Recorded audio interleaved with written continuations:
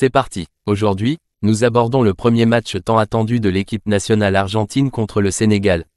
Un match passionnant, les Argentins ont été vaincus 2-1 face au Sénégal, avec un doublé impressionnant d'Amara Diouf.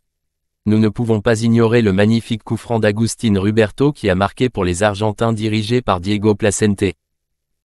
Plongeons dans l'analyse approfondie du match en examinant les compositions tactiques des deux équipes. Le Sénégal a opté pour une formation classique en 4-3-3, mettant en avant Amara Diouf en attaque. Cette configuration a permis au Sénégal d'avoir une présence offensive significative, avec Diouf évoluant en pointe, soutenu par deux ailiers et un milieu de terrain solide. D'autre part, l'Argentine a choisi une formation en 4-2-3-1, avec Agustín Ruberto positionné en pointe. Cette disposition a souvent été utilisée pour renforcer le milieu de terrain tout en maintenant une menace constante en attaque. Les deux milieux défensifs supplémentaires ont cherché à fournir une stabilité derrière, permettant aux joueurs offensifs d'avoir la liberté de s'exprimer. La confrontation entre ces deux schémas tactiques distincts a créé une dynamique intéressante sur le terrain.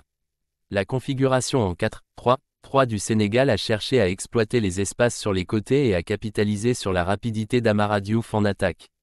En revanche, l'Argentine, avec son 4-2-3-1, a visé à exercer un contrôle au milieu de terrain tout en exploitant la créativité de Ruberto en pointe.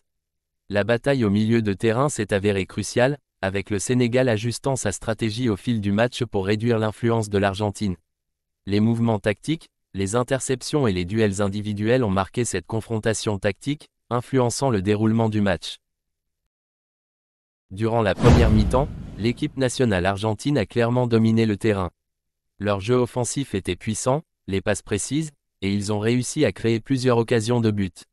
Cependant, malgré leur domination, le score ne reflétait pas complètement leur supériorité. C'est là que l'intervention de l'entraîneur sénégalais a fait toute la différence.